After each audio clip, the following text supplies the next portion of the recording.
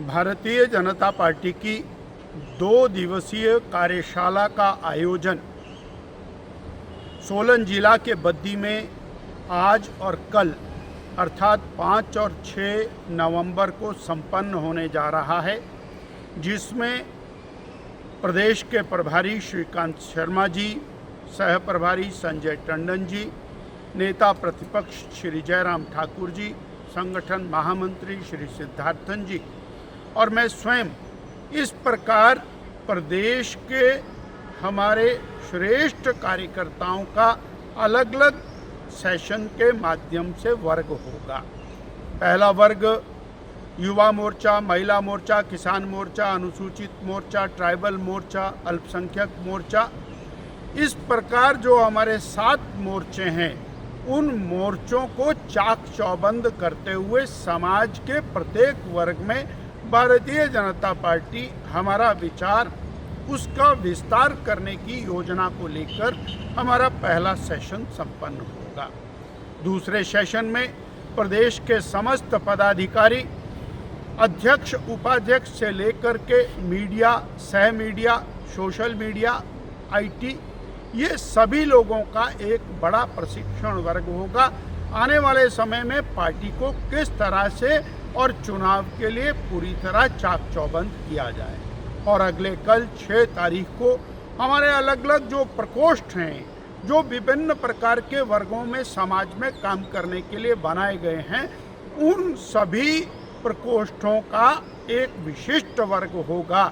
हम समाज में कैसे एंटर करें, कर्मचारियों में, पूर्व कर्मचारियों में, वरिष्ठ नागरिकों में, पूर्व अध्यापकों में, इसी प्रकार हम व्यापारियों में, समाज के अलग अलग वर्गों में किस प्रकार से भारतीय जनता पार्टी के कार्य का विस्तार हो, उसकी संपूर्ण योजना। अर्थात यूँ कहा जाए कि ये 2 दिन की कार्यशाला के साथ आने वाले चुनाव के लिए हम टेक ऑफ की तैयारी के ऊपर आ गए हैं।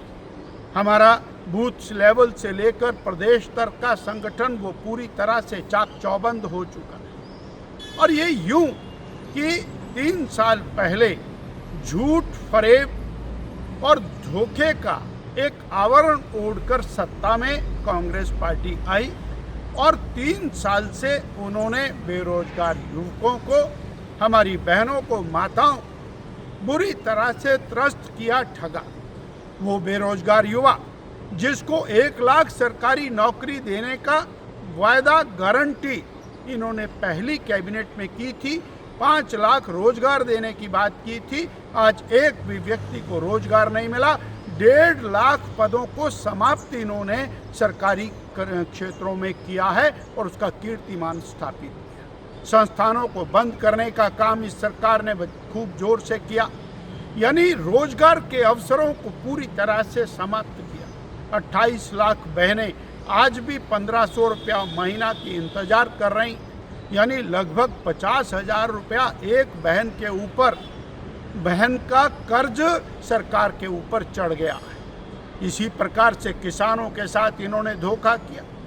बड़ी मात्रा में लोन लेने के बाद, कर्ज लेने के बाद भी हिमाचल प्रदेश का विकास पूरी तरह से ठप हो गया। सारी सड़कें टूटी हुई हैं, पेयजल योजनाएं टूटी हुई हैं। आपदा का प्रबंधन जिस और गलत तरीके से किया गया, हजारों परिवार आज भी बेघर होकर के बैठे हुए हैं। आपदा प्रबंधन के अंदर भाई भतीजावाद, सरकार के संचालन में भाई भतीजावाद, यूं कहा जाए कि ये सरकार आज तक के इतिहास की सबसे निकम्मी सरकार है। उसको पूरी तरह उखाड़ फेंकने के लिए भारतीय जनता पार्टी इन 2 दिन की कार्यशाला में अपने आप को चाक चौबंद करने की तैयारी कर